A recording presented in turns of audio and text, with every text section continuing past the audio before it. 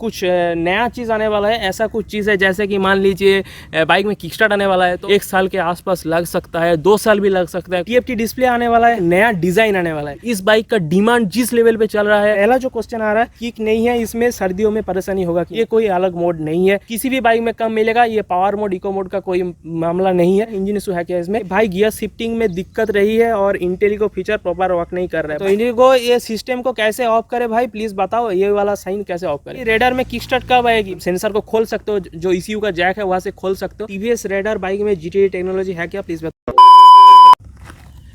Hello guys, welcome to my channel and welcome to a new blog. तो इस video में हम लोग बात करने वाले हैं कुछ इंटरेस्टिंग, मतलब एक नया चीज़ करने वाले जो है कि कुछ डाउट्स है लोगों को रेडर 125 को लेके। कुछ एजम्पशंस है कि कुछ नया चीज़ आने वाला है। ऐसा कुछ चीज़ है जैसे कि मान लीजिए बाइक में किक स्टार्ट आने वाला है तो, और आ चुका है नेपाल में, तो बहुत सारे लोगों के क्वेश्चन है। और भी बहुत सारा चीज़ है तो उसके बारे में बात करेंगे। और एक नया चीज़ करेंगे जो है कि आप लोगों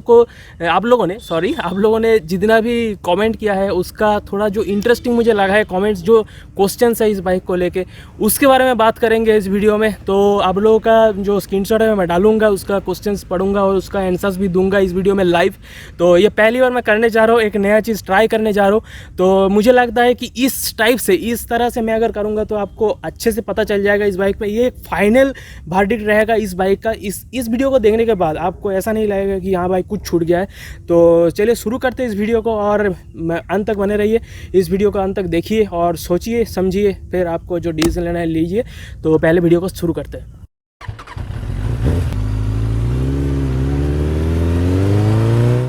तो पहले बात करते हैं असम्पशंस के बारे में, बात कर लेते हैं। तो असम्पशंस में कुछ आ रहा है कि बाइक में किक स्टार्ट आएगा, तो और जो पीछे का ब्रेक है वो डिस्क ब्रेक का एक ऑप्शन मिलने को वाला है नए वर्जन में, और TFT डिस्प्ले आने वाला है, और कुछ चीज़ है कि एक नया डिज़ाइन आने वाला है।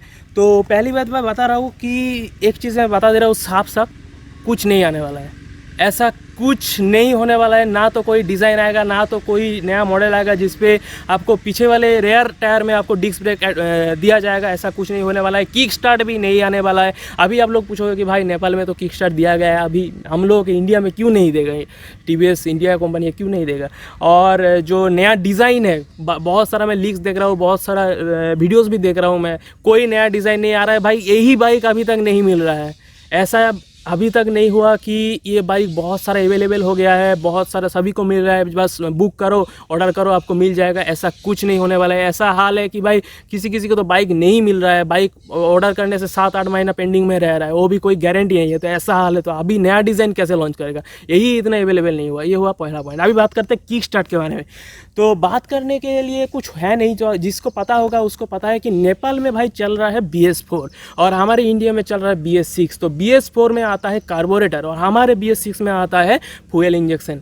तो जब बाइक में कार्बोरेटर रहेगा तो उस पर भाई किक स्टार्ट देना मांगता है, नहीं तो बाइक नहीं चलेगा। बाइक मतलब ये रिस्क हो जाएगा भाई, चलेगा ही नहीं। और हमारे यहाँ BS6 में है फ्यूल इंजेक्शन, तो फ्यूल इंजेक्शन में बाइक बहुत सही रहता है BS6 में। तो इस पर किक स्टार्ट देने की ज़रूरत नहीं है, बाइक के ऊपर एक्स्ट्रा प्रेशर देने की कोई ज़रूरत नहीं है, वो बहुत सही से काम करेगा फ्यूल इंजेक्शन। जब नेपाल में भी BS6 आ जाएगा, हो सकता है कि TVS किक स्टार्ट उठा दे। और एक चीज़ है कि यहाँ पे हम लोगों को मिलता है इको एंड पावर मोड का बटन, लेकिन नेपाल का जो वेरिएंट है उस पर मिलता है यहाँ पे किल स्विच। तो सेम चीज़ है, फ्यूल इंजेक्शन नहीं रहेगा तो भाई RPM इतना अच्छे से मतलब नहीं निकाला जा सकता है, और यहाँ पे मोड नहीं दिया जा सकता है फ्यूल इंजेक्शन के अलावा। तो ये हुआ किक स्टार्ट का बात। तो काफ़ी सारे लोगों का, बहुत सारे भाई भी कमेंट किए थे कि किक स्टार्ट भाई दिया गया है नेपाल के वेरिएंट में, तो इंडिया में कब आएगा? भाई नहीं आएगा। तो और एक अपडेट के बारे में बात करते हैं कि TFT डिस्प्ले, हाँ ये जो है ये एक मतलब कंपनी द्वारा दिया गया एक सही वैल्यूएबल पॉइंट है।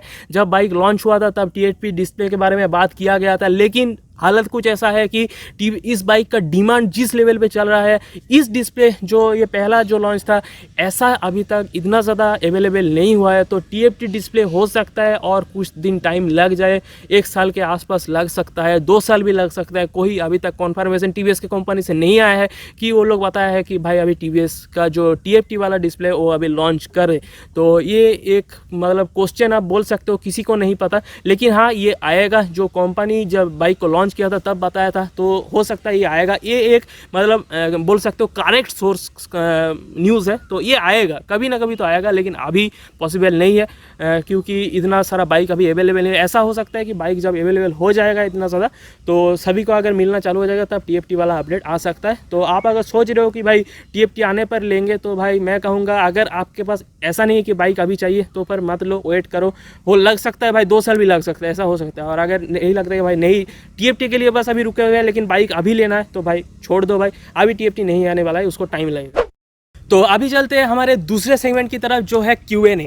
तो ये Q&A है ऐसा कि आप लोगों ने क्वेश्चन किया था मेरे वीडियोस के कमेंट सेक्शन में, तो वहाँ पर भी मैं कुछ लोगों को रिएक्ट दिया था और कमेंट का रिप्लाई भी दिया था। लेकिन कुछ ऐसा क्वेश्चंस जो पिकअप किया हो, मतलब ऐसा क्वेश्चंस है कि ये क्वेश्चंस अगर मैं क्लियर कर दूंगा तो सभी को क्लियर हो जाएगा कि ये बाइक कैसा है, कुछ मतलब जितना भी डाउट्स है ये सब क्लियर हो जाएगा। तो ऐसा कुछ क्वेश्चंस मैंने पिक किया है, तो इतना ज़्यादा भी पॉसिबल नहीं हुआ क्योंकि वीडियो बहुत ज़्यादा लंबा हो जाएगा। तो मैंने जो मेन क्वेश्चन था और लोगों का जो मेन टॉपिक है, इस बाइक से रिलेटेड जो मेन टॉपिक्स है उसके बारे में मैंने क्वेश्चंस को पिकअप किया है, तो उसके बारे में बात कर लेते हैं। तो पहला जो क्वेश्चन आ रहा है वो है योगेश राणा से कि किक नहीं है इसमें, सर्दियों में परेशानी होगा कि नहीं। नहीं भाई, सर्दी हो गर्मी हो कभी भी कोई भी प्रॉब्लम नहीं आने वाला है किक स्टार्ट से। मतलब मेरा सेकंड सर्विस हो चुका है, करीब 2000 के आसपास मैंने बाइक को चला लिया है, तो अभी तक एक बार भी ऐसा नहीं हुआ कि मैंने सेल्फ स्टार्ट को टच किया और ये फॉल्स गया है, स्टार्ट नहीं हुआ, ऐसा अभी तक नहीं हुआ। अभी फ्यूचर में नहीं बता सकता, अगर इतना दिन चल गया भाई ये नहीं होगा।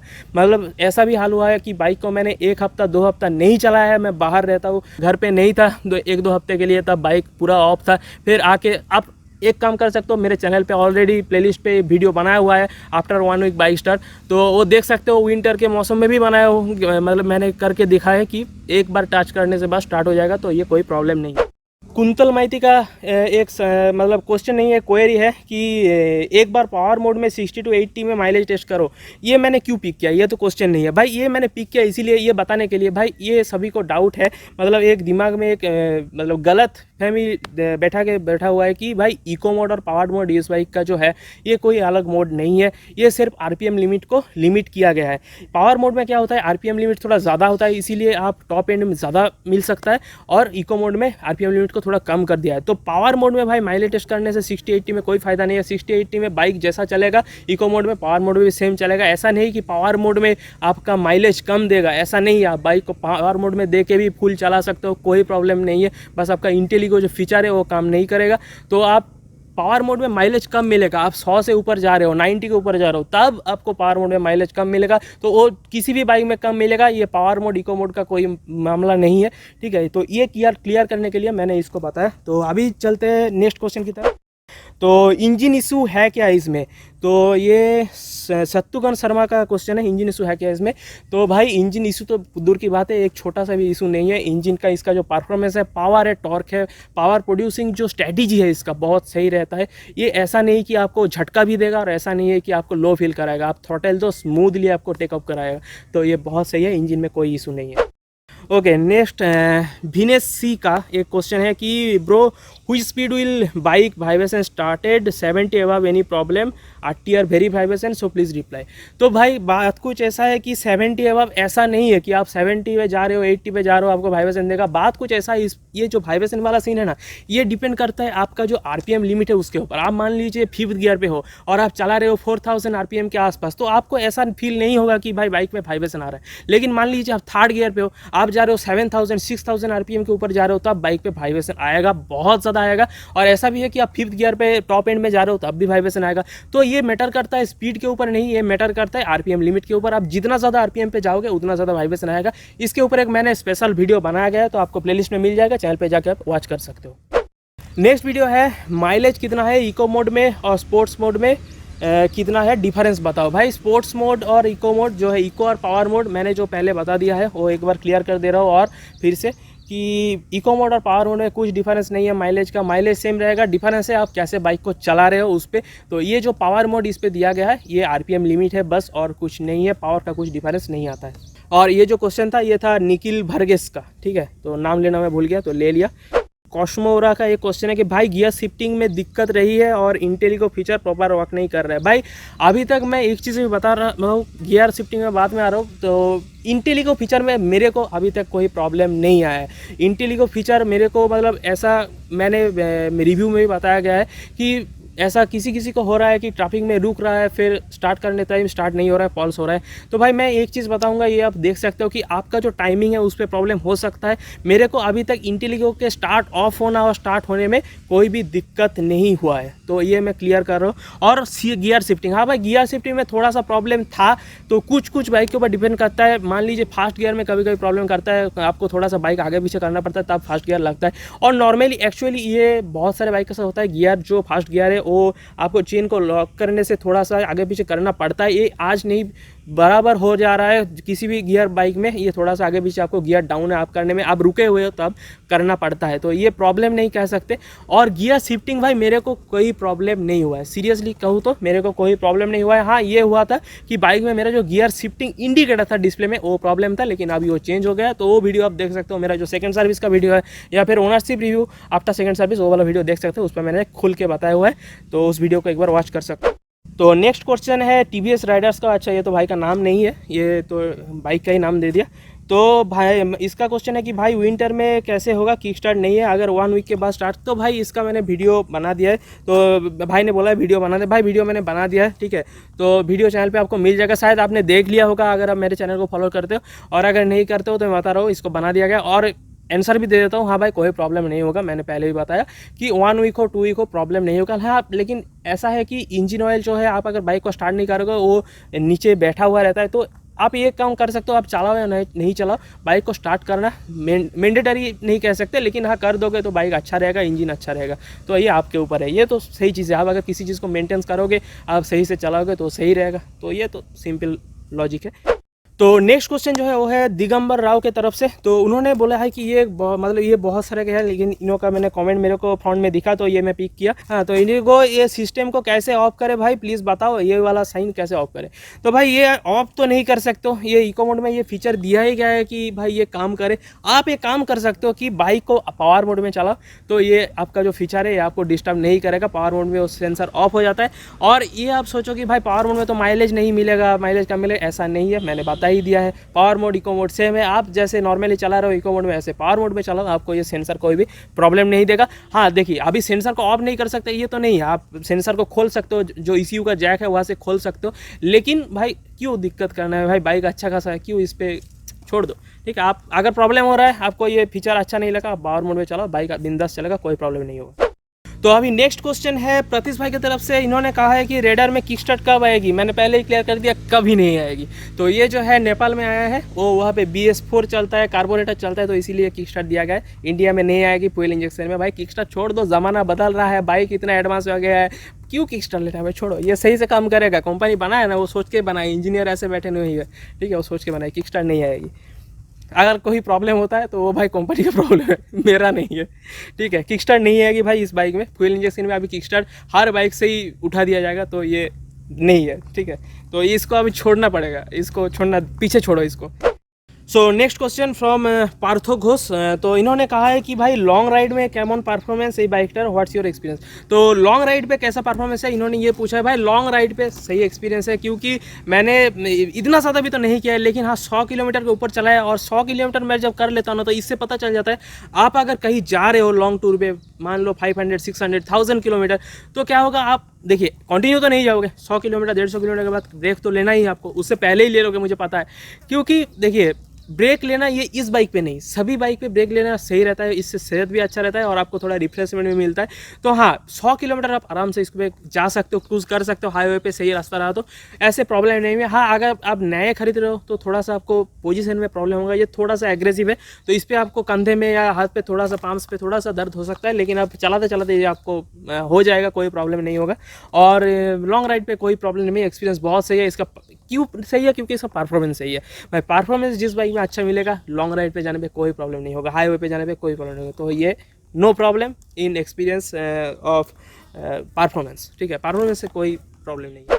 नेक्स्ट क्वेश्चन रोहन देसाई की तरफ से, तो उन्होंने कहा है टीवीएस रेडर बाइक में जीटीडी टेक्नोलॉजी है क्या, प्लीज़ बता। भाई इसके ऊपर मैंने एक वीडियो बना दिया है, चैनल पे आपको मिल जाएगा प्लेलिस्ट में। हाँ भाई जीटीटी इस पे एक्चुअली नहीं दिया गया है।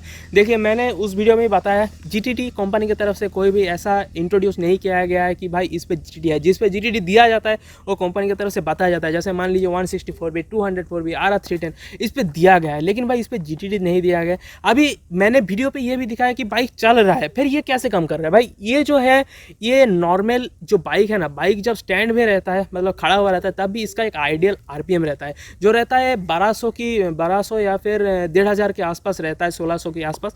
तो इस आरपीएम पे जब अभी अगर आप क्लच को छोड़ दोगे गियर पे, तो थोड़ा थोड़ा करके छोड़ दोगे ना, तो उस आरपीएम पे भी बाइक चलते रहेगा। तो ये है कि आइडियल आरपीएम ये सिर्फ रेडर 120 नहीं, किसी भी गियर बाइक पे, किसी भी स्प्लेंडर मान लीजिए, मेरे पास तो पहले स्प्लेंडर था अभी भी है, तो Splendor plus any bikes no problem, मतलब मैटर नहीं करता है कौन सा कंपनी का है कौन सा बाइक है, ये मैटर नहीं करता, कोई भी बाइक में ये होता है। अभी बात आता है कि इस पे क्या हो मतलब जीटीटी है कि नहीं। भाई जीटीटी इस पे ऑफिशियली कोई सेंसर तो इंट्रोड्यूस नहीं किया गया है, इस पे इंटेली को दिया गया है, लेकिन जीटीटी इस पे दिया नहीं गया है। लेकिन हाँ ये चलेगा क्योंकि आइडियल आरपीएम पे सभी बाइक चलता है, तो ये भी चलेगा, लेकिन जीटीटी नहीं दिया गया। अगला क्वेश्चन है रानाजय नस्कर के तरफ से, उन्होंने कहा है कि पूछा है कि क्रूजिंग स्पीड कितना है। तो भाई क्रूजिंग स्पीड इसका आप मान सकते हो जिस पे आप चलाओगे वही आपका क्रूजिंग स्पीड है, ठीक है, क्योंकि इस पे मेरे को कोई भी प्रेशर फील नहीं होता है। मैं कभी कभी इको मोड में टॉप स्पीड इसको मतलब लिमिटर पे आ जाता हूँ, 90 अबव चला जाता हूँ, 92 93, तब भी इस पर कोई प्रेशर नहीं होता है। लेकिन एक आइडियल स्पीड के बारे में बात करें, क्रूजिंग स्पीड, आप अगर लॉन्ग टूर कर रहे हो आप 80 चला सकते हो आराम से 80 जा सकते हो, 70 to 80 85 भी चला सकते हो, 75 to 80 आप आराम से क्रूज कर सकते हो। इस पर क्या होगा, इंजन पर प्रेशर नहीं पड़ेगा, आपको परफॉर्मेंस अच्छा मिलेगा, तो ये आप मान सकते हो ये क्रूजिंग स्पीड है। नेक्स्ट क्वेश्चन है कि राइड विथ सुबह से एक क्वेश्चन है, तो उन्होंने कहा है कि भाई कोलकाता टू दार्जिलिंग जा सकते हैं क्या इस बाइक से। हाँ भाई बिल्कुल जा सकते हो, कोलकाता टू दार्जिलिंग क्या पूरा इंडिया घूमिए, कोई प्रॉब्लम नहीं है, ठीक है, आप आराम से जा सकते हो। मैं भी सोचा हूँ कभी जाऊँगा, कलकत्ता में मैं भी रहता हूँ, वहाँ पे कॉलेज में पढ़ता हूँ, तो बाइक लेके जाएंगे, फिर कभी देखते हैं फ्यूचर में अगर पॉसिबल होता है, क्योंकि खर्चा का बात है ना। तो कलकत्ता से दार्जिलिंग मेरा भी एक प्लान है, तो इस बाइक पर ही चलेंगे। हाँ भाई जा सकते हो, कोई प्रॉब्लम नहीं, कोलकाता से दार्जिलिंग कोई प्रॉब्लम नहीं, ये कुछ नहीं है इसके लिए। वो आप लद्दाख भी जा सकते हो, आपके अंदर अगर हिम्मत होगा आप लद्दाख भी जा सकते हो, तो हाँ भाई जा सकते हो। तो अगला क्वेश्चन है प्रशांत गायकवाड़ की तरफ से, उन्होंने कहा है भाई फास्ट गियर स्मूथली क्यों नहीं डलता, हार्ड है शिफ्टिंग पड़ता है, आपको भी हार्ड है क्या। हाँ भाई शिफ्टिंग देखिए हार्ड नहीं है, ये हार्ड नहीं है भाई, ऐसा ये आपको ये लगता है कि इस बाइक में भाई स्लीपर क्लच नहीं आता है, तो स्लीपर क्लच जब नहीं आता है तो थोड़ा सा तो मतलब नॉर्मल बाइक के जैसा शिफ्टिंग है, हार्ड तो नहीं कह सकते। अगर आपको कोई प्रॉब्लम हो रहा है शिफ्टिंग में, तो मैं कहूँगा भाई सर्विस सेंटर जाइए और वहाँ से उन लोगों से बोलिए, सर्विस सेंटर पे जो लोग हैं, क्योंकि मेरे बाइक पे भाई शिफ्टिंग में कोई प्रॉब्लम अभी तक मुझे फेस नहीं हुआ है। लेकिन हाँ एक चीज़ जो आपने बताया कि फास्ट गियर में, हाँ फास्ट गियर कभी कभी स्मूथली नहीं लगता है, मतलब एक्चुअली लगता नहीं था मेरे बाइक में, अभी लग रहा है सर्विसिंग के बाद, तो कुछ प्रॉब्लम होता है, कभी कभी हो जाता है, तो हाँ वो थोड़ा सा इधर उधर होता है, ठीक है, थोड़ा बाइक को आपको आगे पीछे करना पड़ता है, फिर आपका फास्ट गियर अच्छे से लग जाता है। So next question and last but not the list, 0 kilometre blog से उन्होंने पूछा है कि भाई नेपाल में तो किक और किल स्विच भी दिया है। भाई मैंने ये पहले ही बता दिया, और आंध भी इसी से कर रहा हूँ। भाई ये मत सोचो किल स्विच और किक स्टार्ट इंडिया में नहीं मिलेगा, क्योंकि इंडिया में चल रहा है BS6 एंड फ्यूल इंजेक्शन, और नेपाल में चल रहा है BS4 एंड कार्बोरेटर, तो वहाँ पे किक स्टार्ट और किल स्विच देना मांगता है, और यहाँ पे हम लोग को ज़रूरत नहीं है, हम लोग को मोड मिला है, जो मोड है, लेकिन मान लो ना जो है वही है बस, उसी से तो हम लोग खुश है, मोड तो है ना। तो हाँ भाई किल स्विच और किक स्टार्ट नहीं आने वाला है, अभी तक तो नहीं आने वाला है, ठीक है, किक स्टार्ट तो नहीं आएगा ये तो कन्फर्म है, और किल स्विच भी नहीं आएगा। क्यों भाई, इको पावर मोड बहुत सारे लोगों को अच्छा लगता है, और ये इंटेलिको से तो ऑफ हो ही जाता है, और कभी कभी चाबी घुमा के ऑफ कर लो बस। तो यही था कुछ क्वेश्चंस और कुछ डाउट्स जो लोगों के मन में घूमता रहता है। मैंने बहुत सारे क्वेश्चंस देखा है, तो सब कुछ तो पिक नहीं कर सकता, क्योंकि ऑलरेडी वीडियो इतना ज़्यादा लंबा हो चुका है, और ज़्यादा लंबा करेंगे तो आप लोग देखोगे नहीं, ये भी देखोगे क्या पता नहीं। अगर इतने दूर तक आए हो, तो अगर लगता है कि हाँ पॉइंट सही है, आपको पसंद आया है वीडियो, तो एक लाइक कर देना, और चैनल पर नए हो तो चैनल को सब्सक्राइब कर देना। And thanks for watching this video.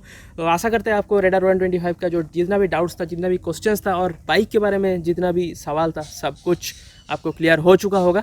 और अगर अभी तक नहीं हुआ है, कुछ क्वेश्चन मन में है मैंने जो कवर नहीं किया है, तो आप कमेंट सेक्शन में पूछिए। अगर वैल्यूएबल क्वेश्चन रहेगा मैं तो ज़रूर रिप्लाई करूँगा। तो मिलते हैं अगले एक मस्त ब्लॉग में, तब तक के लिए tata bye bye, keep growing, keep loving and keep supporting. Thank you so much. slow up, no I don't take shit. I got no love for the fakeness. If you wanna play tough and wanna hate this, I'll always show up. I don't ever slow up, no I don't take shit. I got no love for the fakeness. If you wanna play tough and wanna hate this, I'll always show up and make a statement.